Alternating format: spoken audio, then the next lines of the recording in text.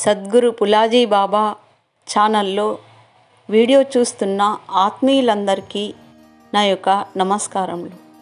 అట్లా సీత కోపం వస్తుంది. నేను ఇంత విలువైన ఆహారము ఆంజనేయుడికి బహుమతిగా ఇస్తే నా ఇది కొరుక్కుంటా పడేస్తున్నాడు, నా ఇది విలువనే లేకపోయా అని సీత కోపంతో చూస్తే రాముడు ఇట్లా చూస్తాడు, కళ్ళతో ఆపేస్తాడు. సీతనేమనద్దని ఆంజనేయుడు ఒక్కొక్క అల్లగొడుతున్నావు, నాకు బాధ అనిపిస్తున్నది నువ్వు ఇట్లా చేసే పనికంటే. నా రాముడు అల్లలేడమ్మా, నా రాముడు ఇలా దొరుకుతాడా లేడా అని చూస్తున్నా ఈ హారంలో, నాకు కనిపిస్తలేడు ఈ హారంలో మరి అని. అప్పుడు ఏం చేస్తాడు, ఇగో హృదయంలోనే అప్పుడు చేర్చి ఇగో నా రాముడు సీత అప్పుడు అందరికీ దర్శనం చేస్తాడు. మరి ఆ రాముడు ఎందుకు ఆంజనేయుడికి ఎందుకు ఆత్మారాముడు, ఆత్మారాముడు ఎదురుగా ఉన్న రాముడు కాదు, నా ఆత్మరాముడిని నేను నా లోపల దర్శనం చేసుకునే వచ్చు. నాకు అందులో వస్తువులలో దొరకలేదు, నాకు బంగారంలో దొరకలేదు, నాకు ఎక్కడ దొరకలేదు. తన వల్లే నా లోపల నేను ఆత్మ దర్శనం చేసుకున్నా రాముని. అప్పుడు అందరికీ మనం కూడా ఏం చేయాలి, లోపల ఆత్మారాముని దర్శనం. దానికి ఒకటి ఉంది, ధ్యాన సాధన కంపల్సరీ చేస్తే మన లోపల ఆత్మారాముడు మనకు దర్శనం. రాముడు మన లోపలనే ఉన్నాడు, ఆత్మ అయి ఉన్నాడు, కానీ మనము చెప్పేవాళ్ళు లేరు.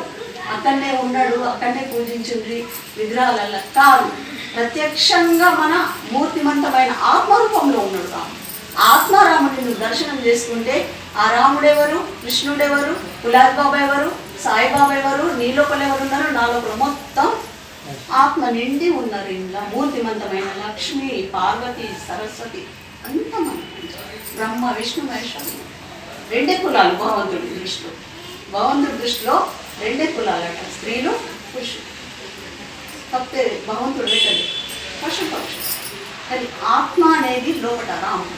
ఆ రాముని దర్శనం చేసుకోవడానికి జ్ఞానం కావాలి. గురువు జన్మిస్తారు, వేలల్లో గురువులు జన్మిస్తారు, కోట్లలో ఒక్కరే బాబాలంటే. ఇప్పుడు జన్మిస్తే అప్పుడు పులాజీ బాబా జన్మించిన అప్పుడు మన జీవన ముక్తి మోక్షం దాకా జన్మలు ఉంటాయి.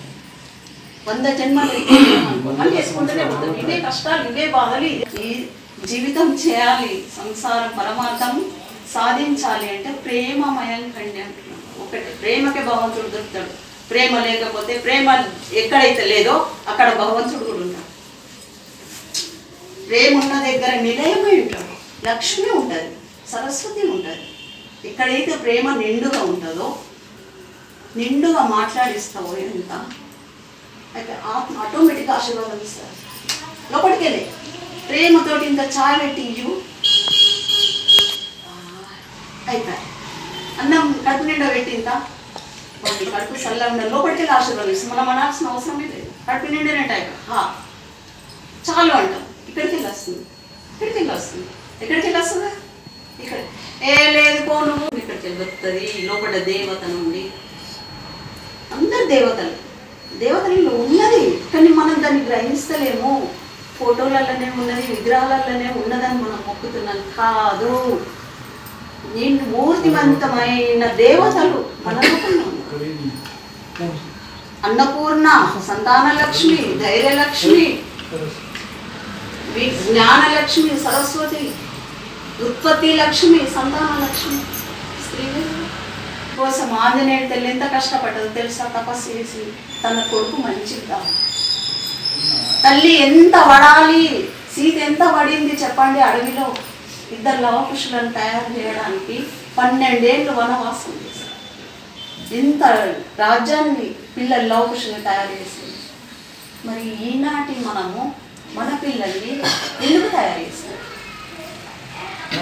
ఆడంబరాల వైపు ఎందుకు పంపిస్తున్నాము, ఎందుకు పట్టలేము. అని మంచిది కావాలి, అని పెద్ద ప్రయోజకులు కావాలి, దేశానికి పనికొచ్చే వాళ్ళు కావాలి, ఆగం కావద్దను ప్రతి తల్లి గిట సంకల్పం చేసిందనుకో తప్పనిసరి వాళ్ళు చదువులో కానీ పనిలో కానీ పెట్టండి. మీ అందరికీ నమస్కారం.